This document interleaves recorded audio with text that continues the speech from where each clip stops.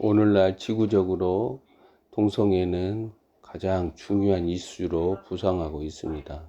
단지 우리나라만의 이야기가 아니에요. 그러나 가만히 들여다보면 동성애를 이 땅에 퍼뜨려 나가는 자들 가운데 그리스도인들이 많다라는 거예요. 기독교 신앙을 가지고 있으면서도 연기자로서 작품을 고르고 연기를 함에 있어 하나님 나라 살림 가치나 하나님의 대의는 전혀 반영이 되지 않아요. 그게 종교적 그리스도인들이죠.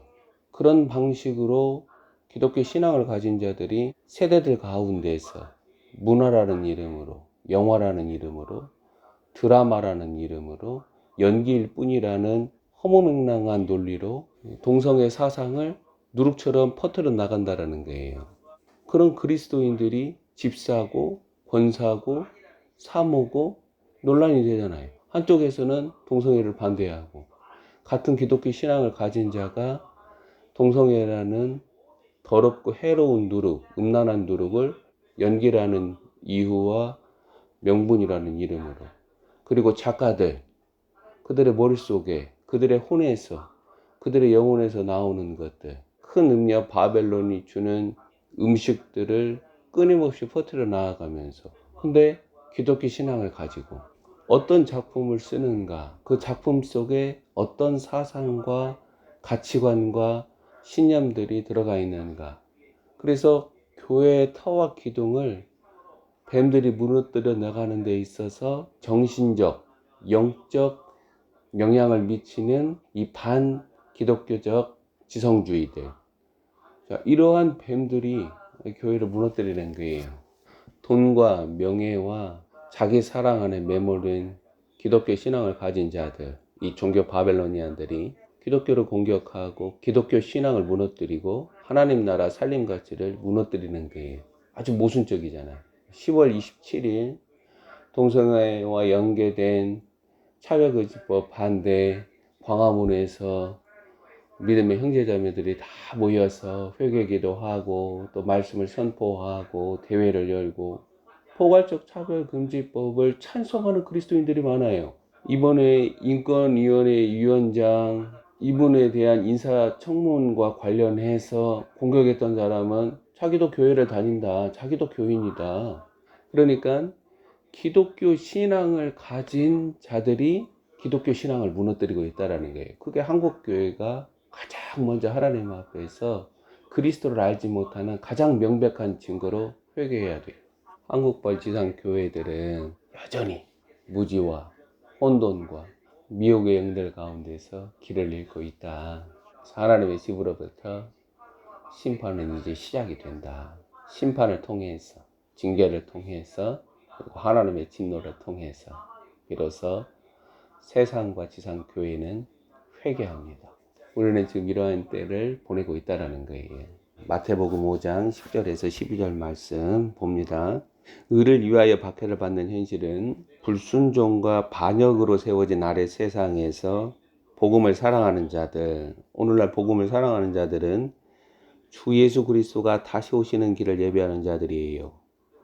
어떠한 상황 가운데서도 그리스도와의 여정을 끝까지 이어나가는 자들이 복음을 사랑하는 자들이에요. 이러한 자들에게 하나님의 대의를 위하여서, 그리스도라는 하나님의 의를 위하여서 박해를 받는 현실은 필연적인 운명이다라는 거예요. 그래서 진정한 성도들은 자신의 기득권을 과감하게 부인합니다. 먹고 살만하면 내가 기독교 신앙을 가진 연예인으로서 작품을 취사 선택할 수 있잖아요. 자신의 캐리어가 중요한 게 아니라 자신의 연기를 통하여서 이 땅에 청소년들에게, 그리고 2030 세대에, 4050 세대에, 6070 세대에 어떠한 누룩이 선한 누룩인가 해로운 누룩인가 이게 퍼져나간다는 것을 생각을 하면 작품을 자신이 선택할 수 있잖아요. 배역을 자신이 선택할 수 있잖아요. 거부할 수 있잖아요. 그리고 내가 기독교 신앙을 가진 작가라면 이 마지막 때에 하나님 나라 살림 가치를 어떻게 글의 힘으로써 선한 누룩같이 파급시켜 나갈 것인가를 고민하고 글을 쓸 수 있잖아요. 그러니까 영역과 세대와 지역 가운데 하나님의 방백들, 그리스도의 군사들로서 살아가는 삶이 전혀 준비되지 않았다는 거예요. 이 한국발 지상교회는. 그래서 심판을 받아야 돼요. 심판을 받지 않고 회복은 일어나지 않아요. 심판을 통해서만 참된 부흥이 일어납니다. 이렇게 진정한 성도들은 자신의 기득권을 과감히 부인하면서 하나님의 의가 작동되는 이 땅의 현실을 끌어오기 위해 이들은 박해와 어려움을 껴안아요. 종교 바벨로니안들은 그러지 않아요. 종교 바벨로니안들은 목사나 성도나 결코 자신이 부서지지 않아요. 자신의 모든 것들을 안전하게 지켜가면서 상황에 따라 기회주의적 처신으로 자신의 앞날을 도모합니다. 그래서 심판받는 거예요. 오늘날은 이러한 하나님의 아들들, 로마서 8장에 나타나는 장성한 자들을 보기가 어렵다라는 거예요. 그리스도라는 비밀이 자신 안에 드러나지도 않았는데, 싹도 되지 않는데 뭔 장성한 자들이 있어요. 하나님의 말씀 그리스도로 말미암아 악한 자들을 이기는 전쟁에 능한 용사들, 그러한 용사들로도 준비가 되지 못한 채 오직 종교적인, 기독교라는 종교적인 규범을 쫓아 살아가는데 무슨 장성한 자예요. 주님의 다시 오심 앞에 준비되지 못하니까 심판하시는 주님을 만남을 통하여서 자신의 실체를 보는 거예요. 오늘 본문 10절, 11절을 읽을 때 예수님께서는 하나님 나라 현실이 의를 위하여 박해를 받는 운명이라고 분명하게 증거합니다. 세상에서 자신의 존엄과 자기 행복과 자기 만족에 몰입하는 바벨로니안들은 땅의 현실에서 하나님 나라가 당하는 운명에 멀찍이 거리두기를 합니다. 누가 생각나요?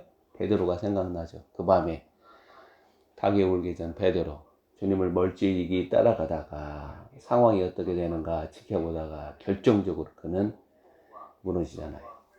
밤에 삼켜지잖아요. 오늘날 지상교회 성도들 목사들이 그러한 운명이라는 거예요. 자, 그래서 의를 위하여 박해를 받는 현장에서 이들의 입과 신앙과 행동은 얼어붙어요. 그들은 하나님의 아들 그리스도가 이 땅의 현실에 열어놓은 의의 동선에서 발생되는 불가피한 마찰과 출혈로부터 내가 그리스도인이라는 자신의 정체성을 지우고 군중 속으로 도주합니다. 군중 가운데는 아무런 책임이 없죠.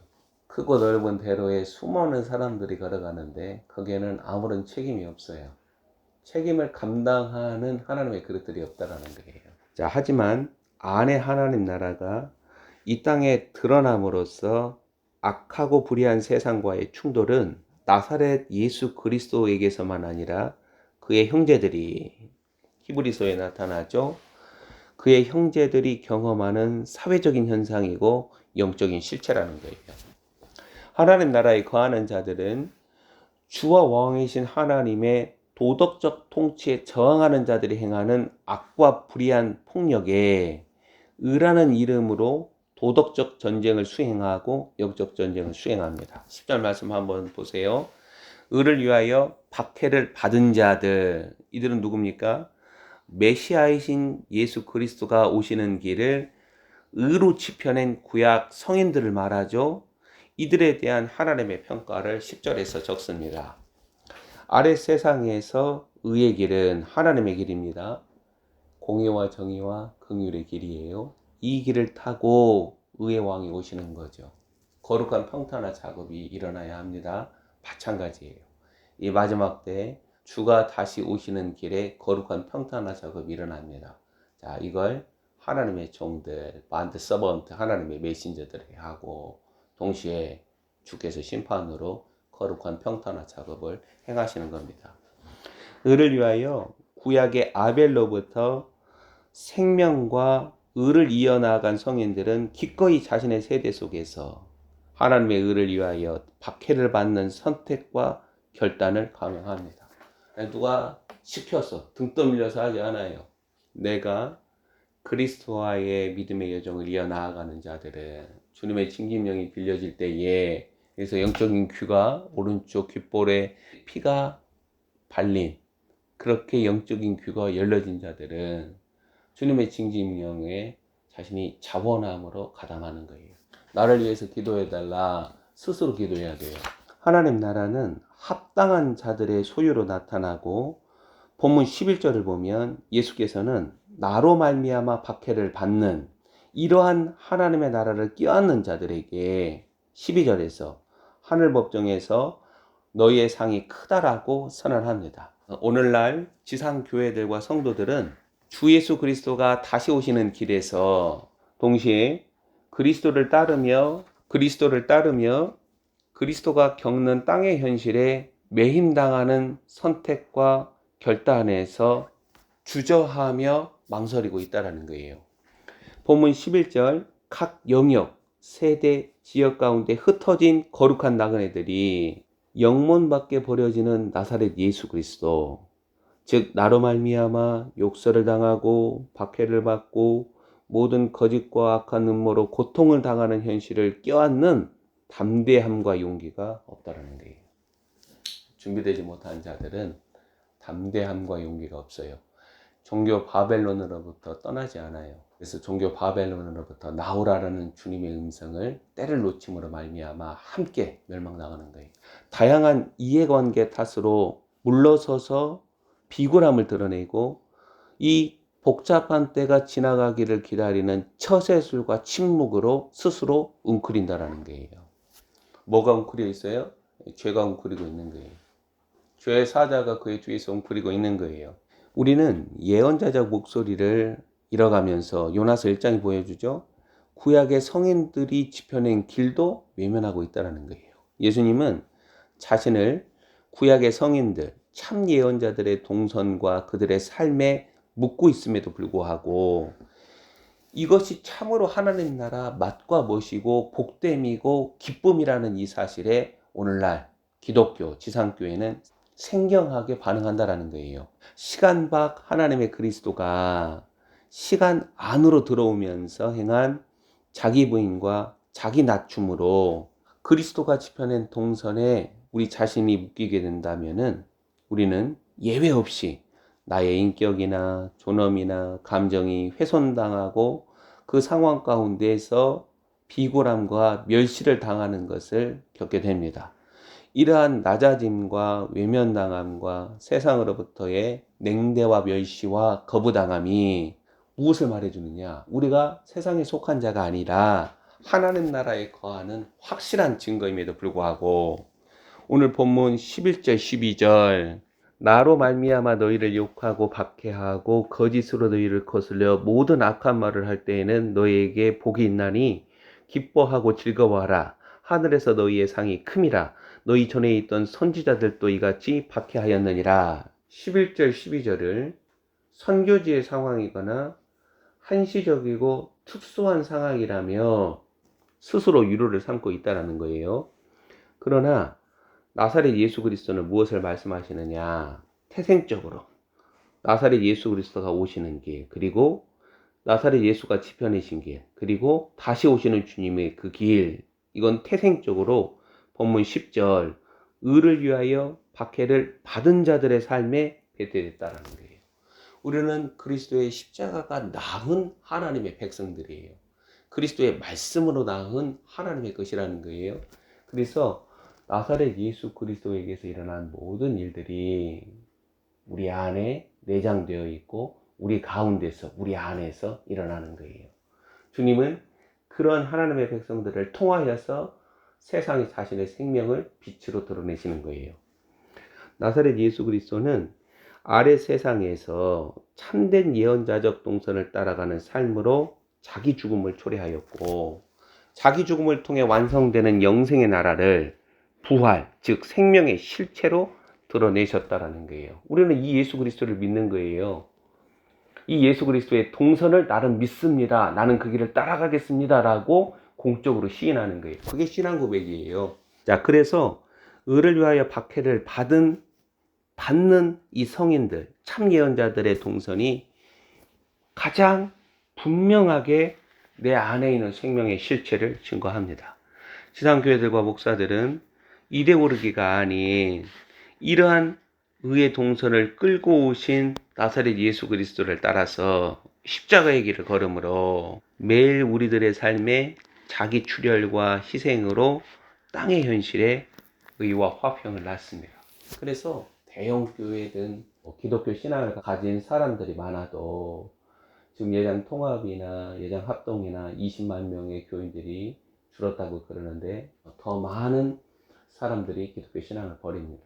이러한 기독교 인구들이 많다 하더라도 아랫세상에 의가 낳는 화평을 좀처럼 찾아보기가 어렵다는 거예요. 마지막 짐승의 세상에서 반하나님 나라적 질서에 저항하며 예수 그리스도라는 하나님의 의를 위하여 박해와 어려움을 당하는 현실은 육신의 몸을 떠나지 않는 한 모든 그리스도인들에게 남녀노소 불가피한 운명입니다. 자, 성도들은, 목사들은 말할 것도 없어요. 목사들은 그들이 생각해 보지도 않고 상상해 보지도 않은 엄중한 심판을 받습니다. 성도들은 적그리스도 세상에서 예수 그리스도를 온전하게 닮아갈수록 자신 안에 어린 양의 성품이 실체로 드러날수록 나사렛 예수 그리스도를 미워한 세상으로부터, 사람들로부터 거친 압제와 핍박을 받게 된다는 거예요. 자, 그러면 돈 많은 그리스도인들은 무엇을 합니까? 법으로 소송을 걸어요. 정말 어리석은 짓이. 그들은 그리스도 때문에 받는 박해를 돈과 소송으로 자신이 당하는 억울함을 풀어버리는 거예요. 그래서 심판하시는 주님이 신원해 줄 것이 아무것도 없어요. 자기가 스스로 다 갚아버렸으니까. 주님이 닦아줄 눈물이 없다라는 거예요. 오늘날 목사들과 성도들이 앞으로 재생로마 제국이 일어나고 있죠. 내가 어떤 운명을 맞이할지 모르는 리스크, 이 위험이 너무나도 크기 때문에 자신은 성령 충만을 원하지 않아요. 성령 충만을 임하면은 나사렛 예수 그리스도가 당한 운명이 자신에게 일어납니다. 내 생활과 목회와 앞날에 탈 없이 지내는데 필요한 은혜나 사랑 타령만 하는 이것만 원하는 거예요. 그게 바로 중교 바벨로니안들이에요. 이 바벨로니안들로 변질된다는 거예요. 본문 10절 11절은 하나님의 그리스도와 뗄 수 없는 동선을 증거합니다. 우리는 우리의 삶의 자취가 우리의 인격과 우리의 삶을 증거하는 거예요. 우리의 손이 행한 모든 일, 우리의 머리는, 우리의 두뇌 능력은 기억이 선택적 기억만 하죠. 그러나 내 손이 한 일, 내 발이 걸은 길은 말을 하지 않는다 하더라도 하나님 앞에서 모든 것들을 다 있는 그대로 드러냅니다. 하나님의 그리스도가 오는 동선, 걸어가신 동선, 오시는 이 동선을 따라 살아가는 인간형을 향하여서 그게 이 마지막 때 구원받는 인간형들이에요. 예수님은 이들을 향해 기뻐하고 즐거워하라. 하늘에서 너희의 싹이 크다라고 외치십니다. 자, 이것은 이 땅에서 무고하고 의로운 피를 흘리는 전투에서 지불한 상상수훈적 교회, 즉 하나님 앞에서 사람다움을 회복한 자들의 의에 대하여 하나님으로부터 합당한 보상이 주어진다라는 것을 말한다라는 것. 정리합시다. 환난과 핍박 그리고 고난과 역경은 누구나 환영하는 주제가 아니에요. 그래서 행군은 이등병만 힘들지 않아요. 노련한 병장도 힘들어요. 그러나 이러한 과정들이 사실 아이러니하게 우리가 그리스도의 생명을 더 깊이 알아간다는 거예요. 그리스도라는 생명의 실체를 더 깊이 알아갈수록 그 사랑의 능력을 더 깊이 경험합니다. 에베소서에서 사도 바울이 말하잖아요. 그리스도의 사랑의 깊이와 너비와 노비와 길이를 얘기를 하잖아요. 이건 드러나지 않았어요. 오직 그리스도와의 친밀감이 그리스도의 생명의 그 풍성함을 알아갈수록 우리 안에 실체가 되고 만물과 우주 가운데 그리스도의 몸으로 하나님의 영원하신 목적과 계획과 뜻을 드러내는 거예요. 하나님과의 친밀감이라는 신비를 우리는 깊이 읽어가야 합니다. 하나님의 아들들, 로마서 8장에 나타나죠. 장성한 자들, 요한계시록에 영광을 입은 여자가 낳은 하나님의 남자아이들은 그리스도의 형상이 자신 안에 드러나서 그리스도의 신적 본성이 자신 안에 풍성한 열매, 실체로 드러나서 세상과 만물 가운데 시위하는 하나님 앞에 선 사람다움을 나타냅니다. 사람의 아들 예수 그리스도로 우리에게 보여주신 거예요. 마지막 때는 고통의 시기입니다. 그리고 그 강도나 길이는 언급이 되지 않아요. 다만 우리는 나사렛 예수 그리스도가 선언하신 오늘 본문의 복되도다. 무슨 말입니까? 하나님의 약속은 변함이 없으시다라는 이 사실을 굳게 믿고 의지해야 합니다. 하나님의 은총과 긍휼이 우리 할렐루야 영광교회 위에 떠나지 않기를 기도합니다.